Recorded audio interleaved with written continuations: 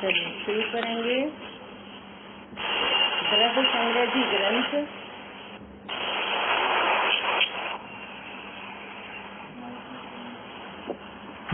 आवाज बहुत आ रही है।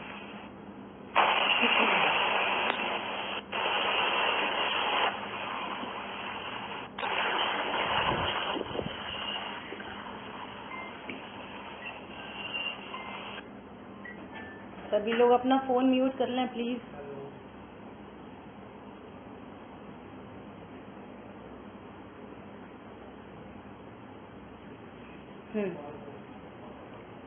द्रव्य संग्रह जी ग्रंथ में अपनी चर्चा चल रही थी आकाश द्रव्य, है ना। और आकाश द्रव्य इसका स्वरूप अपन देख रहे थे। 2 गाथाओं में आकाश द्रव्य का स्वरूप आया। आकाश द्रव्य एक ही है। और आकाश द्रव्य कितने प्रदेशी है, कौन बताएगा? आकाश द्रव्य कितने प्रदेशी है, बोलिए। अनंत प्रदेशी। वही आकाश द्रव्य लोक के अंदर में असंख्यात प्रदेशी है और लोक के बाहर में अनंत प्रदेशी है ना। और अवगाहनत्व शक्ति के बारे में बात आई थी कि असंख्य प्रदेशी लोकाकाश में अनंत जीव पुद्गल धर्म तो एक एक हैं और असंख्यात काल अणु, इन सब को आकाश द्रव्य अवगाहना देता है और इसमें कोई प्रॉब्लम नहीं आती। ऐसी विशेष आकाश द्रव्य की अवगाहनत्व शक्ति है। उसको 1-2 एग्जाम्पल के द्वारा अपन को स्वरूप समझाया। अब देखो काल द्रव्य का लक्षण व भेदों का स्वरूप। अभी अपन गाथा पढ़ेंगे 21।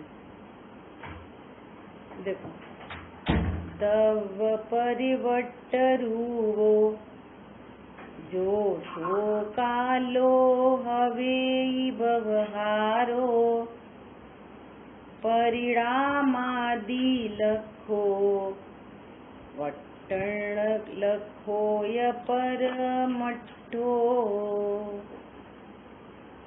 परिवर्तन रूप परिणामादि लक्षित काल जो व्यवहार वह परमार्थ तो सब वर्तना में जानिए।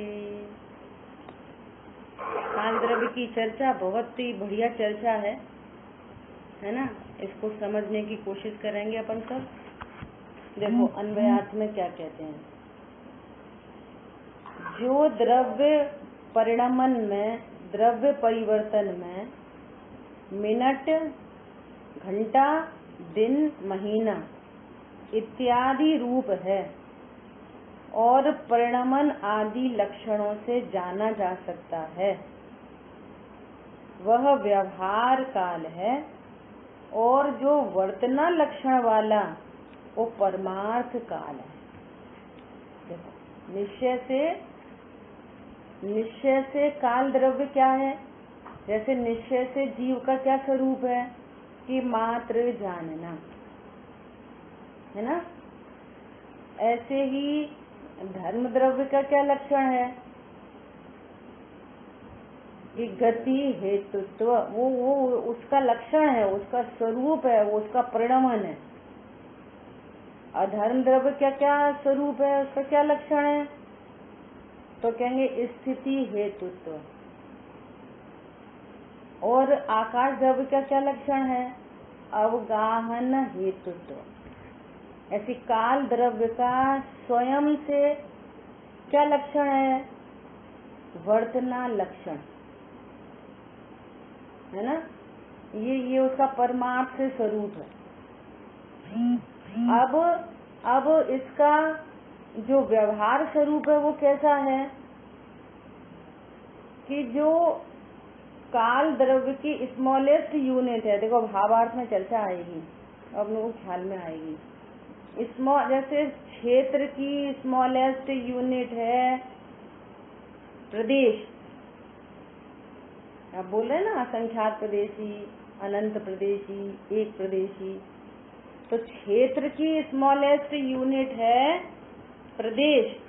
इसी तरह से काल द्रव्य की स्मॉलेस्ट यूनिट है समय, काल द्रव्य की। हाँ हाँ, देखो आएगी बात, है ना। काल द्रव्य की पर्याय, ठीक है ना। उसकी स्मॉलेस्ट यूनिट क्या है? समय।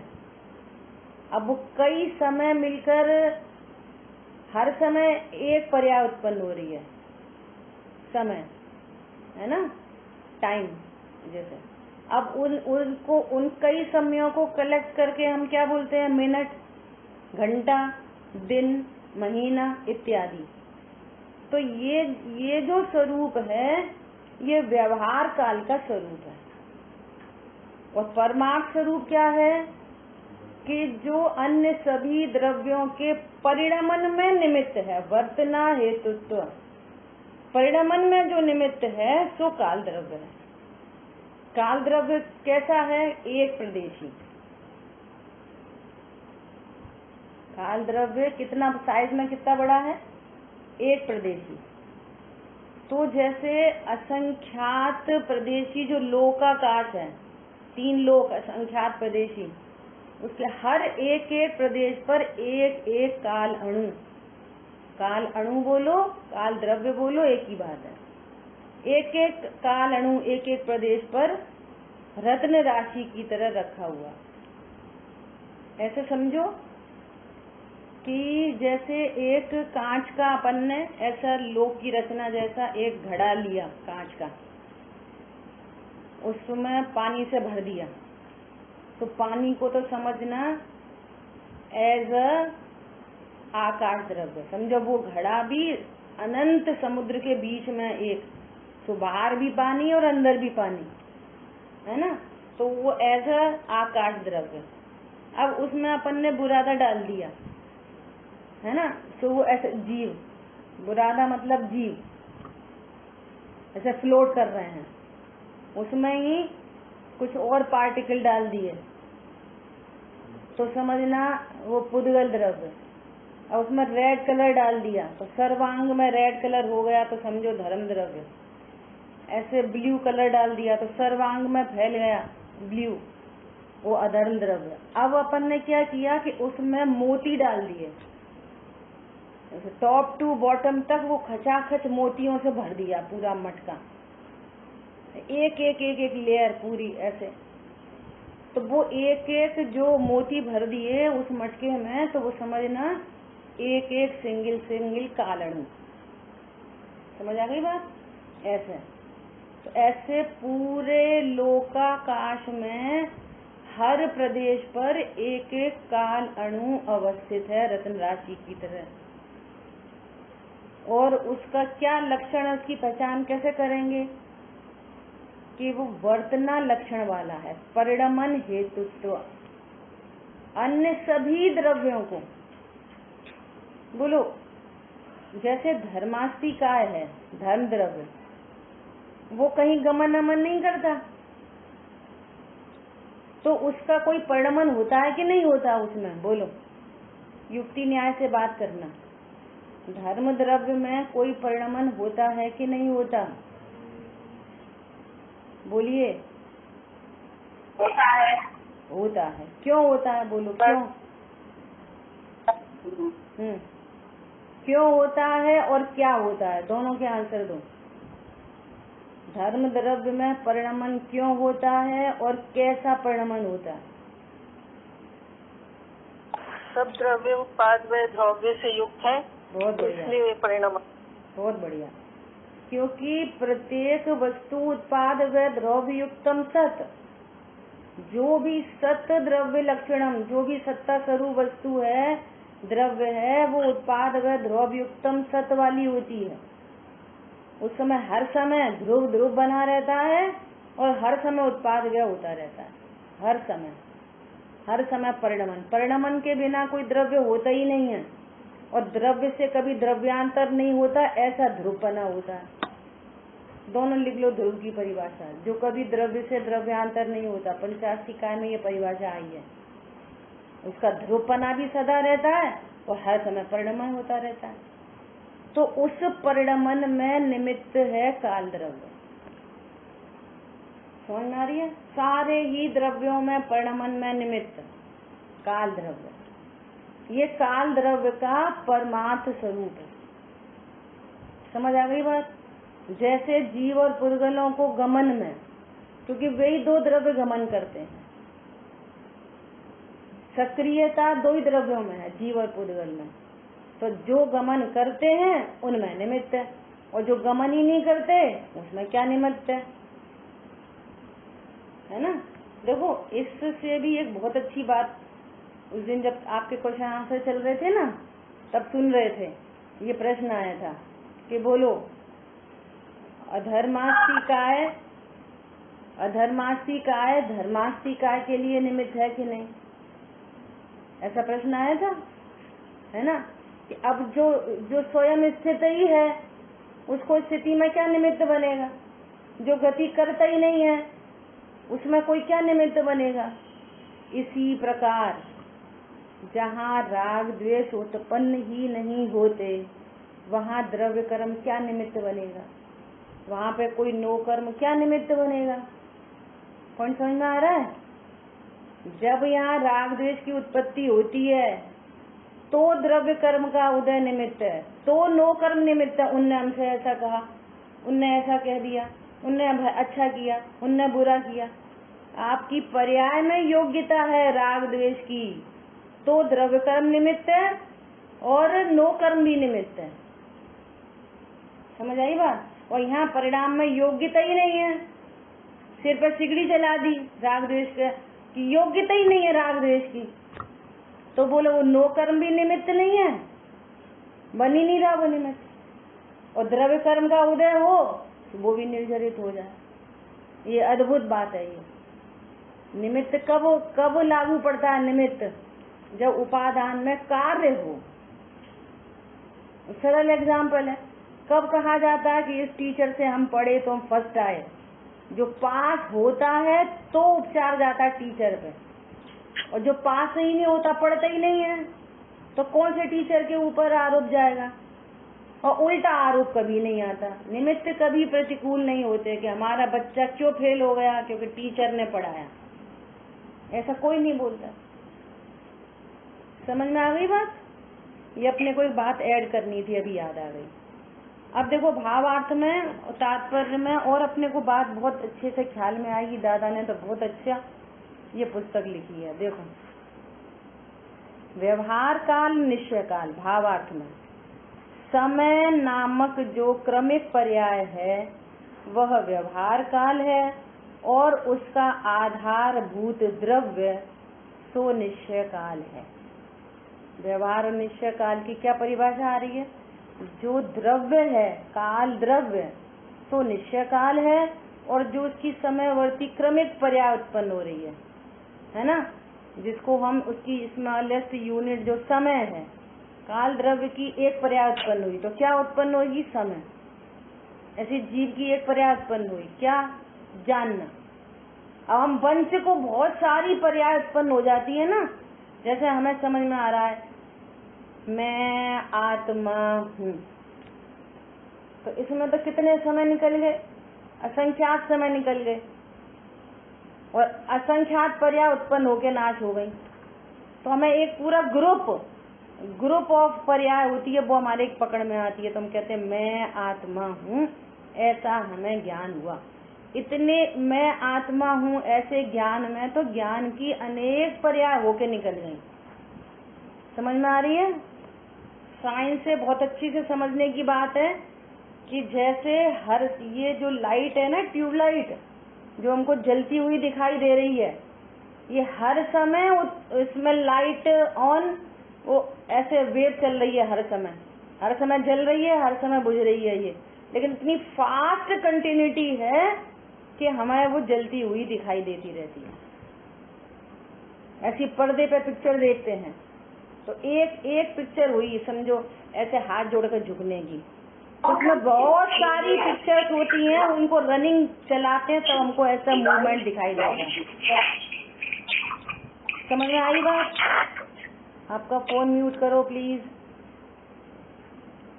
ठीक है, तो यहाँ पर क्या कह रहे हैं, जो क्रमिक पर्याय है वह व्यवहार काल है और उसका आधारभूत जो द्रव्य है वो निश्चय काल है।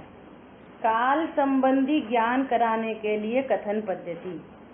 कैसे समझ में आए ये निश्चय काल व्यवहार काल? पता है, श्वेतांबर मत में तो 5 द्रव्य ही हैं उनके ज्ञान में। वे काल द्रव्य को कोई द्रव्य ही नहीं मानते, ऐसा कोई द्रव्य नहीं है ऐसा मानते हैं वे लोग, है ना। देखो, व्यवहार काल निश्चय काल की पर्याय है। बिल्कुल से सिमिट्री करते जाना, जैसे मैं त्रिकाली ध्रुव हूँ, निश्चय से मैं त्रिकाली ध्रुव हूँ, और व्यवहार से कहते हैं मैं मात्र जानता हूँ। भेद सो व्यवहार, समझ में आ रही है? द्रव्य सो निश्चय, पर्याय सो व्यवहार, पर्याय भेद रूप होती है। वही फॉर्मूला लग रहा है, कुछ अलग बात नहीं है। व्यवहार काल निश्चय काल की पर्याय है, वह वास्तव में अपने द्रव्य से ही उत्पन्न होती है। सुबह कर्ता कर्म अधिकार की चर्चा चल रही है। जो पर द्रव्य संबंधी भी जो ज्ञान होता है वो परमय से नहीं आता, वो ज्ञान से ही उत्पन्न होता है। जिस द्रव्य की जो पर्याय है वो उसी में से आती है, पर द्रव्य से नहीं आती है। चीनी में मिठास चीनी में से आती है, चम्मच में से नहीं आती है। समझ आ गई बात? ऐसे देखो, ये सारी लॉजिकल बातें होती हैं। जिन शासन सर्व लॉजिक पे एकदम सत्यता रूप से पूरा टिका हुआ है, यहाँ हवा की बातें नहीं है। और जितने जल्दी हम लॉजिक से निर्णय करेंगे तो मैं हर बात एकदम सहजता से ख्याल में आती जाएगी। रटने की कोशिश करेंगे तो वो तो भूल जाएंगे। यहाँ तो लॉजिक से हर बात को समझना, निर्णय करना वस्तु स्वरूप कैसा है। तो वस्तु स्वरूप से तो 6 द्रव्यों का वस्तु स्वरूप एक ही है। सारे द्रव्य उत्पाद व द्रव्य एकदम तत्व वाले हैं, है ना। ऐसा क्या बोल रहे हैं कि वह वास्तव में अपने द्रव्य से ही उत्पन्न होती है। फिर भी वह जीव पुद्गलों के परिणमन से नापे जाने तथा ज्ञात होने के कारण जीव पुद्गलों के परिणमन से उत्पन्न हुआ कहा जाता है। व्यवहार काल को सिद्ध करने के लिए ही ऐसा कहने की शास्त्र पद्धति है। व्यवहार काल को कैसे समझें? काल द्रव्य को ही कैसे समझें? कि व्यवहार काल से समझना पड़ेगा। धर्मास्तिकाय को कैसे समझें? कि धर्मास्तिकाय की पर्याय से समझना पड़ेगा। आत्मा को कैसे समझें? सुनो सुनो, तुम आत्मा हो आत्मा हो आत्मा हो, क्या समझ में आई? पर्याय से समझाना पड़ता है कि तुम जानने वाले जीव हो। अच्छा, मैं जानने वाला हूँ, तो फिर पर का सहारा लेना पड़ेगा। किसको जानने वाले? देखो, सबको जानने वाले। देखो देखो देखो देखो, तुम्हें चश्मा का ज्ञान हो रहा है नहीं हो रहा? तो अब उस ज्ञान की सिद्धि भी कहाँ से करनी पड़ रही है? पर से करनी पड़ रही है। देखो, ये शब्द का ज्ञान हो रहा कि नहीं हो रहा? अब जानने को भी कैसे सिद्ध करेंगे? देखो, हम इसको जान रहे, देखो यहाँ पे ऐसा करो, देखो हमें ये कुछ दर्द की फीलिंग हो रही है ना, दर्द से ज्ञान कराना पड़ रहा है, पर से ज्ञान कराना पड़ रहा है। तो कितनी मजबूरी है।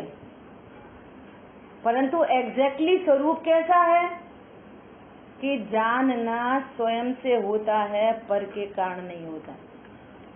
और मैं मात्र जानने वाला नहीं, मैं जाननहार हूँ। पॉइंट समझना, जिनको समझ में आ रहे हैं वो समझने की कोशिश करना। ऐसे ही यहाँ काल द्रव्य को चलो धर्मास्तिकाय को कैसे बताएं? तो अब द्रव्य से कैसे बताएं? कि उसके लक्षण से बताना पड़ेगा। क्या? ये गति हेतुत्व। अब गति हेतुत्व भी कैसे बताएं? तो कह रहे देखो जीव उद्गल गमन करते हैं ना, धर्मास्ति काय को भी कहाँ से बताना पड़ रहा है? जीव उद्गल से। पॉइंट पकड़ना। देखो जीव उद्गल गमन करते हैं ना, देखो यहाँ धर्मास्ति काय है, उसकी सत्ता सिद्ध कर दी। किससे? तो कैसे बात चल रही है? धर्म द्रव्य को बताना है तो डायरेक्ट धर्म द्रव्य नहीं बता पा रहे, अमूर्तिक है, डायरेक्ट नहीं दिखा पा रहे, तो फिर कैसे बता रहे हैं? कि पर्याय से। क्या पर्याय से? गति हेतुत्व। अब गति हेतुत्व में भी क्या समझ में आया? कुछ नहीं। तो कह रहे देखो गमन करते हैं ना, जीव उद्गल में गमन हो रहा है ना, वे क्षेत्र से क्षेत्रांतर होते हैं ना, तो इसका जीव उद्गलों के क्षेत्रांतर को देखकर हमको धर्मास्ति काय समझ में आ गया। आ रही बात समझ में? ऐसे ही जीव उद्गलों के परिणमन को देखकर, जीव उद्गल के परिणमन को देखकर हमें समय पर पता चल गया, और समय को समझकर हमको काल द्रव्य समझ में आ गया। यही फॉर्मूला आत्मा में लगेगा। देखो तुमको जीव उद्गल का ज्ञान हो रहा है ना, ज्ञान हो रहा है ना, ज्ञान किसका? अन्य का। देखो तुम इसको जान रहे, इसको जान रहे, इसको जान रहे, इसको जान रहे, देखो तुम जानने वाले हो। जानने वाली कौन है? पर्याय। तुम जाननहार हो, और पर्याय से पर के ज्ञान से ज्ञान समझ में आया, और ज्ञान से ज्ञायक समझ में आया। पॉइंट समझ में आ गया? ऐसे ही बिल्कुल काल द्रव्य की यहाँ पर स्थापना की जा रही है। कैसे पता चलेगा काल? कि जो जीव उद्गलों के परिणमन से उत्पन्न हुआ, या जीव उद्गलों के सर्व द्रव्यों के, जीव उद्गल नहीं, धर्म अधर्म आकाश काल, सबके परिणमन में जो निमित्त हो सो काल द्रव्य। आ रही बात समझ में? अब देखो एक जिन शासन में अटल सिद्धांत है। अटल सिद्धांत क्या सिद्धांत है? कि जब भी कोई परिणमन, एनी टाइप ऑफ वर्क, कोई परिणमन हुआ, तो परिणमन तो होता है उपादान शक्ति से किसी भी जगह, और उस समय निमित्त अवश्य में उपस्थित होता है। किसी भी सर्वज्ञ भगवान ने देखा कि इस कार्य की उत्पादक सामग्री क्या है, तो जो उपादान है ना वो तो एकदम हिडन है उपादान, और निमित्त निमित्त दिखता चारों तरफ। तो दुनिया समझती है कि निमित्त से कार्य हो रहा है, और सर्वज्ञ भगवान ने वो दिखाया कि तुम ये देखो यहाँ परिणमित कौन हुआ, वो है एग्जैक्टली उपादान शक्ति कहते हैं उसको टेक्निकल भाषा में। ये है कार्य की उत्पादक सामग्री। बहुत इंपॉर्टेंट बात बताने जा रहे हैं। तो उस समय निमित्त भी था, तो कह रहे हाँ निमित्त 100% उपस्थित होगा। ऐसे तो 5 समवाय कहे हैं जिनागम में। 5 समवाय पूर्वक कोई भी कार्य होता है, 5 समवाय पूर्वक होता है, और 5 समवाय को यदि हम सेंट्रलाइज करें तो निमित्त और उपादान 2 में आ जाता है, क्योंकि 4 चीजें हैं वो उपादान रूप है, और निमित्त है और परद्रव्य रूप है। ठीक है। अब देखो सिद्ध भगवान सिद्ध बने, अपनी चर्चा हो चुकी है सिद्ध भगवान की। सिद्ध भगवान, अनंत भगवान, उस पर्यायों का अभाव हुआ और सिद्ध पर्याय प्रकट हुई, है ना। तो अपन क्या बोलते हैं कि वेरी फर्स्ट सिद्ध पर्याय प्रकट हुई, तो क्या हुआ कि 8 कर्मों का नाश हुआ और सिद्ध पर्याय प्रकट हुई। तो 8 कर्मों का नाश, 4 घाती का तो पहले ही हो गया था, और अघाती कर्म का भी अभाव हुआ, तो सिद्ध पर्याय प्रकट हुई। उसमें निमित्त कौन बना? 8 कर्मों का अभाव निमित्त, और सिद्ध पर्याय प्रकट हुई, है ना। किससे उत्पन्न हुई? अपने उपादान से, अपने समय में, अपनी योग्यता से, अपनी पुरुषार्थ से वो सिद्ध पर्याय प्रकट हुई। तो उसमें निमित्त कौन? कि कर्मों का अभाव निमित्त। अब पहली पर्याय तो उत्पन्न हो गई और कर्मों का अभाव हो गया। अब सिद्ध पर्याय तो अनंत काल तक होगी। सिद्ध पर्याय कब तक होगी? अब तो अनंत काल तक सिद्ध पर्याय, त्रिकालीय ध्रुव और सिद्ध सिद्ध सिद्ध सिद्ध, अनंत सुख अनंत सुख अनंत सुख अनंत सुख, अनंत ज्ञान अनंत ज्ञान अनंत ज्ञान, अवगाहनत्व अवगाहनत्व, सूक्ष्मत्व सूक्ष्मत्व, ये अनंत काल तक भी सिद्ध पर्याय प्रकट होती रहेंगी। तो वो किससे प्रकट होंगी? कि अपने उपादान से। अब उसमें निमित्त कौन? जब भी कोई कार्य होता है तो निमित्त तो हमेशा ही उपस्थित होता है। पहली पर्याय उत्पन्न हुई, उसमें तो हम कर्म के अभाव को निमित्त कह रहे हैं। दूसरी, तीसरी, चौथी, हजारवीं, करोड़वीं, अनंत काल बीत गया उन सिद्ध भगवान को, उसमें कौन निमित्त? कि ये वर्तना हेतु तो काल द्रव्य। समझ में आ रही है? और जहाँ पर हम कर्म के अभाव को निमित्त कह रहे हैं वहां पर भी काल द्रव्य निमित्त है। किसी भी परिणमन में काल द्रव्य सदा ही निमित्त है। अभी मिथ्या तो हो रहा है ना? मिथ्या की पर्याय उत्पन्न हो रही है तो हम दर्शन मोहिनी कर्म को निमित्त कहते हैं, कुदेवादि को निमित्त कह देते हैं। समझ आ रही बात? और काल द्रव्य निमित्त है। क्यों? किसी भी प्रकार के परिणमन में निमित्त तो काल द्रव्य है। तो इस तरह से हमने काल द्रव्य की सत्ता को स्वीकार किया। जैसे कोई गति हेतुत्व नाम का द्रव्य यहाँ पर है, सर्वज्ञ भगवान ने देखा है और वे बता रहे हैं, तो इसी प्रकार से हर प्रदेश पर एक रत्न राशि जैसा प्रत्येक प्रदेश पर एक एक रत्न राशि है। वहाँ पर जो भी जीव पुद्गल जो कुछ है तो वो काल अणु परिणमन में निमित्त। समझ आ गई बात? Any question? समझने की कोशिश करना, समझ में नहीं आए तो पूछना। ये एकदम बेसिक फंडामेंटल चीजें हैं, ये हमारे ज्ञान में एकदम सुव्यवस्थित होनी चाहिए। इससे राग द्वेष का अभाव होता है। हम सारी जिनवाणी क्यों पढ़ रहे हैं? मूल में बोलो, वही शब्द बोलो जो अपन पीछे पढ़ के आए हैं और बार बार वो हाईलाइट होना चाहिए। जिनवाणी क्यों पढ़ रहे हैं अमिता? बोलो।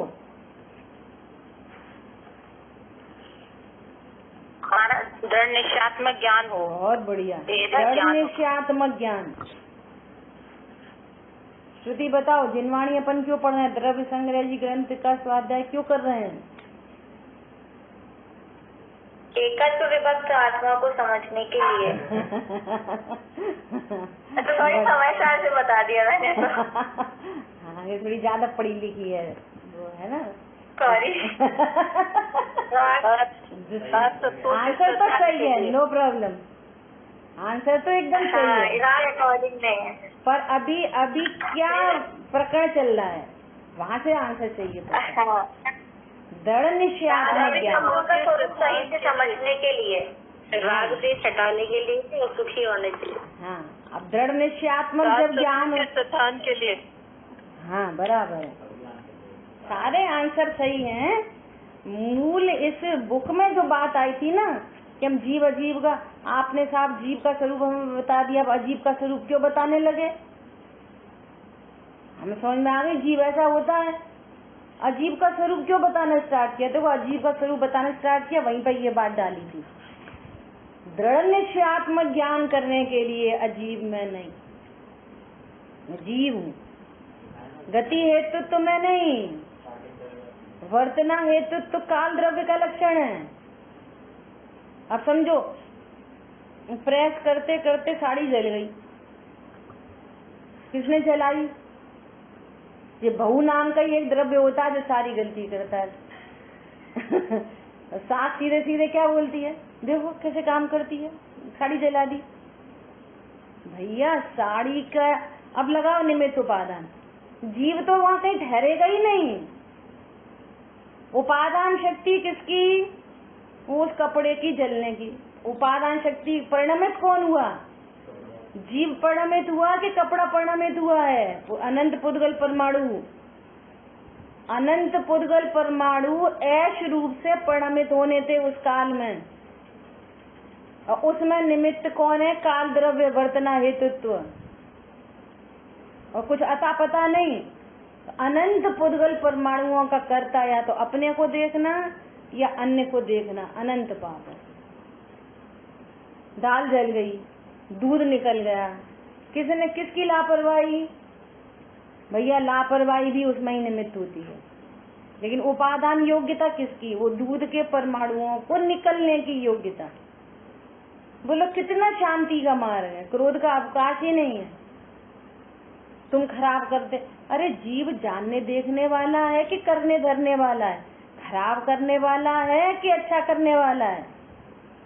जीव मतलब क्या? ज्ञाता दृष्टा आत्म राम, बना बनाया हूँ भगवान। हम सब स्वयं प्रभु हैं, बस ज्ञान रस भरा है। जीव को पड़ोसी देखना, जीव को स्त्री देखना, जीव को पुरुष देखना, जीव को सास देखना, जीव को देरानी जेठानी देखना, जीव को नंद देखना, जीव को बहन देखना, जीव को पति देखना, पाप है, अनंत पाप।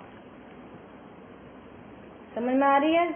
और फिर करता धरता देखोगे, और करता धरता देखते से ही क्लेश उत्पन्न होता है, और क्लेश होते से ही कर्म का संचय होता है। स्वरूप ही है ऐसा। आ रही बात समझ में? तो जब हम परिणमन में काल द्रव्य को निमित्त देखते हैं तो हमें कोई करता धरता नहीं दिखाई देता, तो राग देश उत्पन्न ही नहीं होते। डांटना है तो काल द्रव्य को डांटो जाके, तो तुमने कैसा परिणमन करा दिया। तो काल द्रव्य क्या बोलता है कि मैं तो भैया निमित्त मात्र हूँ, उपादान शक्ति तो उस द्रव्य की है। पॉइंट समझ में आया? उपादान शक्ति तो उस द्रव्य की है। मैं थोड़ी बलात् करके परिणमन कराता हूँ। तो कर्ता कर्म संबंध तो किसी द्रव्य में नहीं है। हमारी सुबह कल नई गाथा आने वाली है, कल या परसों, उसमें यही विषय है कि जीव जानने देखने वाला है सो करता नहीं, और अजीव नहीं जानने देखने वाला सो करता नहीं। जानने से करता थोड़ी होते हैं, और नहीं जानने वाला भी करता नहीं। पर का करता तो कोई नहीं है। ठीक है? देखो, समस्त दुखों के नाश का उपाय एकमात्र भली प्रकार से जिनवाणी का स्वाध्याय करके निर्णय करना, दृढ़ निश्चयात्मक ज्ञान प्रकट हो और परिणाम में शांति, यही पर्पज है।